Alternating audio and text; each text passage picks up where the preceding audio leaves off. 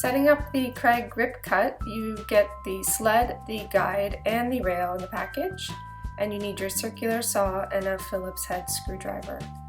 Start off by removing the plastic and the screws that are in the guide piece.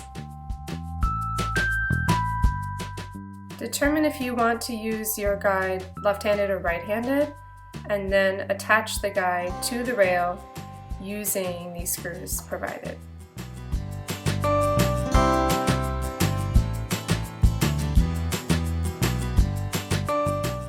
Moving on to the sled. The sled comes with angled ribs meant for the angled portion of the front of your circular saw. Double check that yours is angled, and if it's not, you need to flip those ribs over. To attach the saw to the sled, you need to start by removing the stop and loosening the set screws.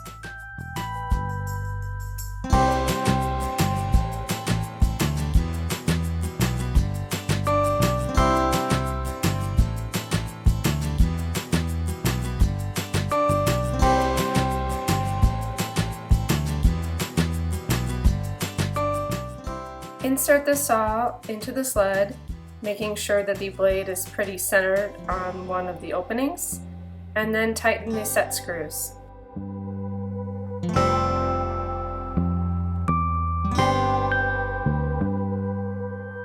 Remove the cursor and position it over the opening where your blade is. The blade on this saw happens to be on the left side, so the cursor goes on the left.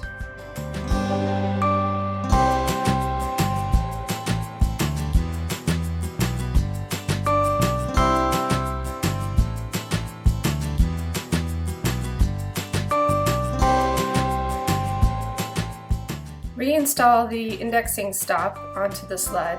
This allows you to remove your saw on and off and know exactly where it goes every time.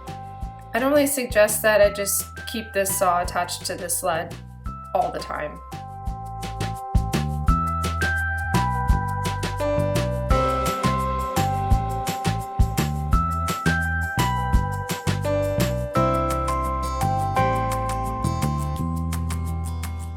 Now slide the sled onto the rail and position the saw all the way to the guide.